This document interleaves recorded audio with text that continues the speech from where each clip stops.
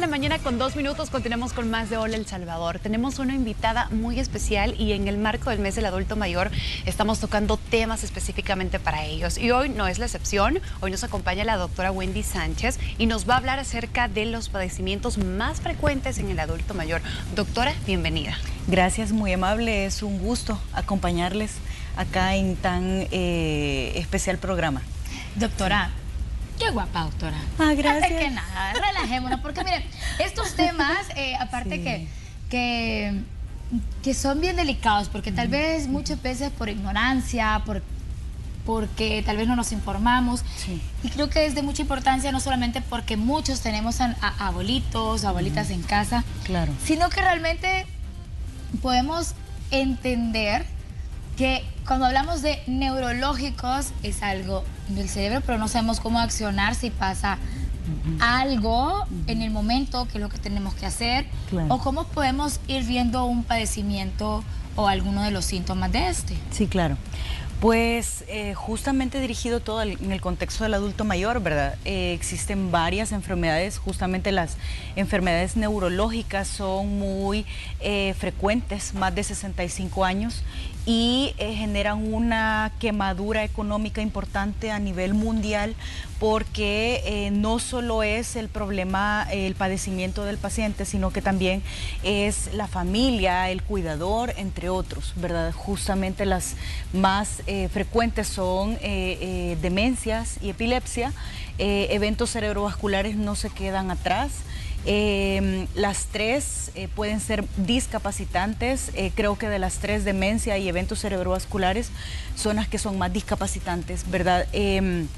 Y pues justamente hay que tomar medidas de información, de educación como estas, aparte de tomar medidas en la parte ya específica, hospitalaria o clínica, también son de mucha importancia para poder disminuir todo esto, ¿verdad? En el contexto específicamente, por ejemplo, de las demencias, es algo degenerativo, es algo que va avanzando, que no se puede detener, pero que existen algunas fases en las que uno puede trabajar tal vez en el contexto, por ejemplo, de deterioro cognitivo leve.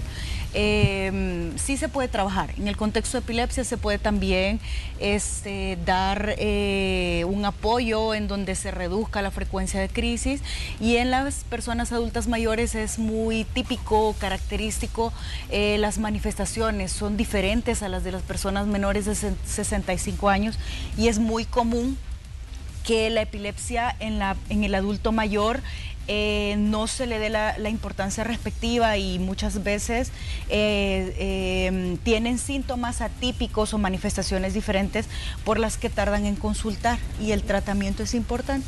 ¿Cuáles son entonces esos síntomas? ¿Cómo podemos Claro. reconocer que mi abuelito o mi abuelita está padeciendo demencia, o que por el momento, o sea, Sí. se puede ver de que es leve, quizás por algunas cosas, porque se me olvidó las llaves, Sí. o entre otras cosas más, ¿verdad? Se me Sí, olvidó claro. dónde estaba ubicada, tal vez. ¿Cuáles serían esos síntomas? Pues principalmente ya cuando hay olvidos después de los 60 años, hay que analizar el contexto de si está adaptado a la edad o si no. Generalmente cuando es un olvido en el que yo uso claves y bueno, ay no, de repente no me acuerdo dónde están las llaves, ay ya me acordé, están por allá. Ese olvido probablemente no tenga que ver con la demencia, pero el olvido en el que, por ejemplo, ¿Dónde estoy? acabo de desayunar, ustedes me acaban de dar de desayunar y, por ejemplo, empezamos a hablar y, ay, tengo mucha hambre, no he comido, no he desayunado, y entonces como que, pues ya desayunó la abuela y ¿por qué está pidiendo otra vez comida?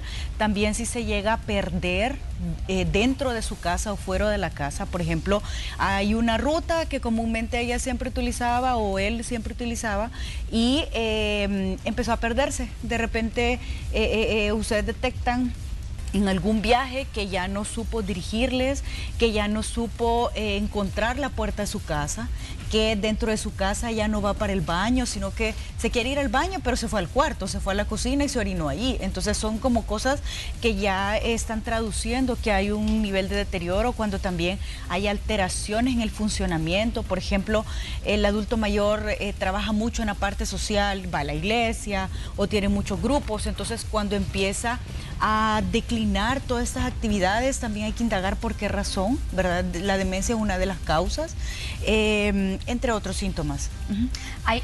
Bueno, a mí me llama la atención esa parte de lo de la demencia porque hay grados, ¿verdad? Claro. Hay grados y, por ejemplo, yo...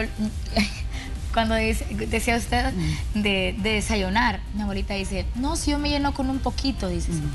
Y yo, se comió todo, ¿verdad? El plato. Y dice, sí, pero es que tengo más hambre. Entonces, ahí es donde uno tiene que como no alarmarse, porque sabemos de que también es parte de la vejez, pero sí hay que estar como pendiente de esos cuidados o identificar ciertas cosas que ya son parte de un adulto mayor. ¿Cuáles son esas cosas? Y bueno, yo sí les enseñara un video y nos hemos matado de la risa todo el día de ayer, hoy se lo enseñé a Lani en la mañana. Mi abuelita, mi hermana nos mandó un video. Mi abuelita se había puesto la falda acá y se fue de la casa con mi hermana como estaba con la niña, ni cuenta se dio, y la camisa como le queda, porque como se vean haciendo más chiquitos, entonces la blusa ya le queda como a la rodilla. Mi abuelita se va con mi hermana en fustán.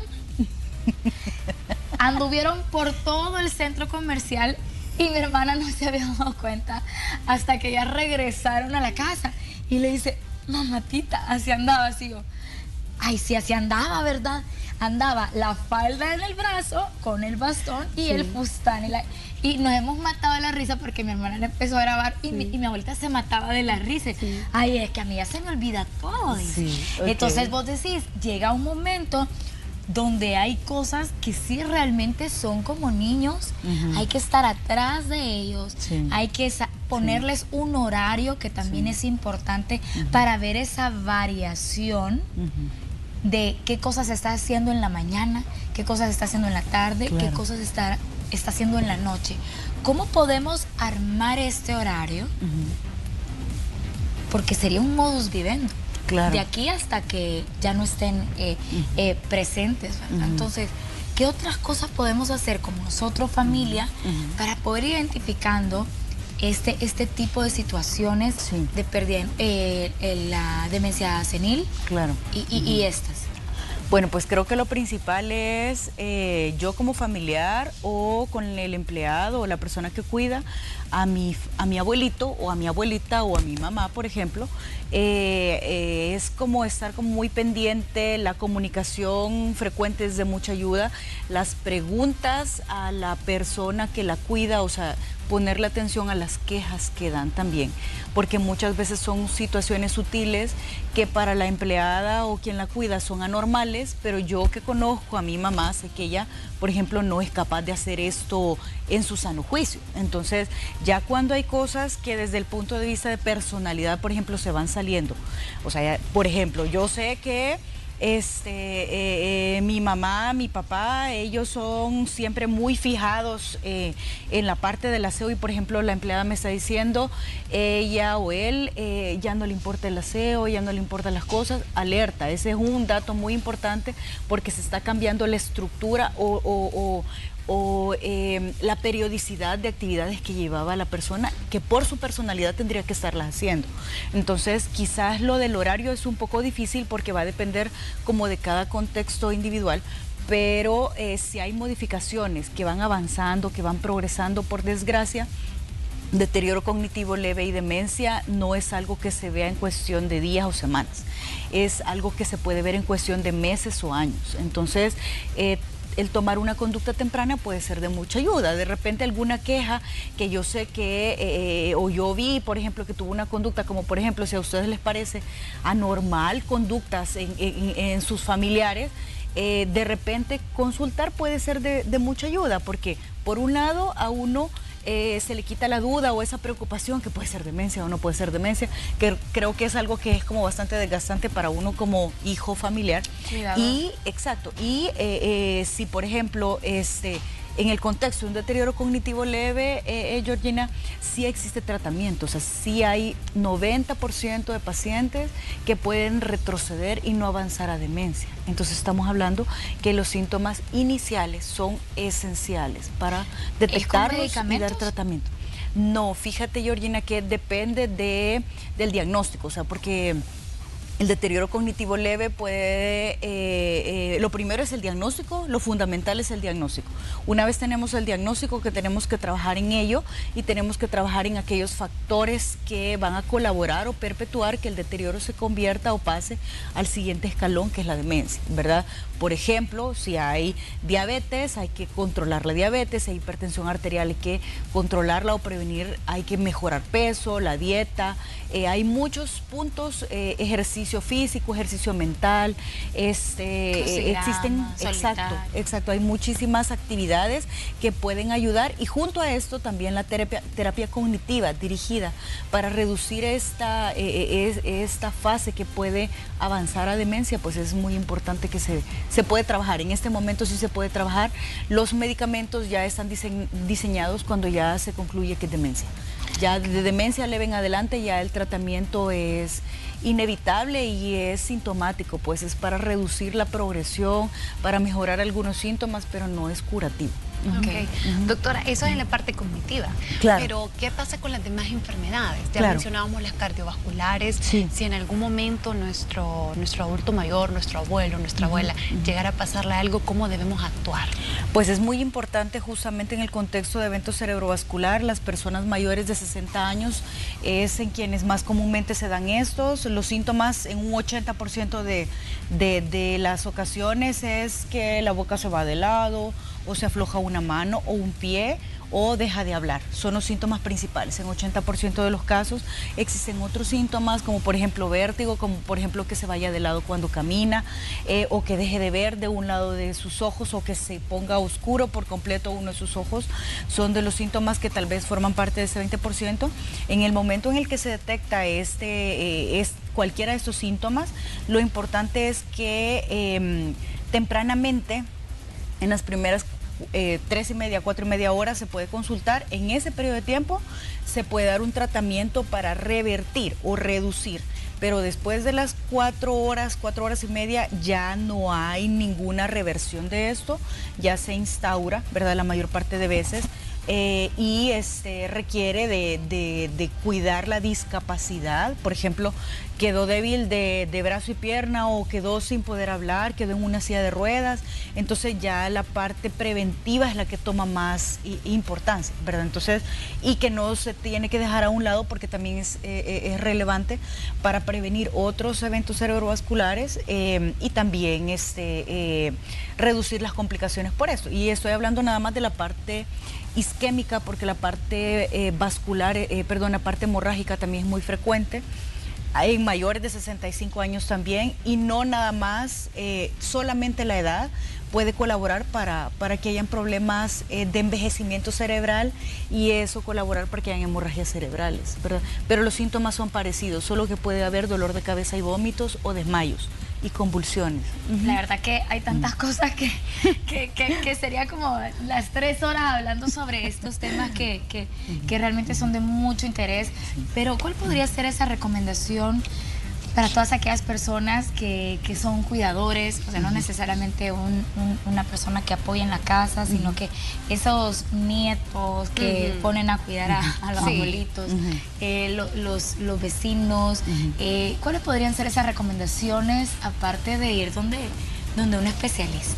Claro, pues yo creo que lo importante es enfocarnos en la parte, en la educación. O sea, la educación está abierta desde Google hasta donde les guste, libros, internet. Ahorita tenemos mucha información. Si yo tengo dudas con respecto a olvidos, me puedo introducir y averiguar. Si quieren una información más especializada, o quizás para que se reduzca la ansiedad, pues pueden consultar de repente con un especialista. El ejercicio es muy importante, la actividad física es muy importante, la dieta, si le van pintando más a la dieta mediterránea, es de más ayuda, ¿verdad? También el que se mantengan activos mentalmente, con lectura de periódico, hacer los ejercicios que traen los periódicos, jugar con los nietos, eso puede también colaborar mucho. Claro, así como los niños tienen estimulación cognitiva con armar bloques, etcétera, etcétera, ellos también pueden colaborar con eso, y aparte pueden tener un ejercicio ejercicio mental, ¿verdad?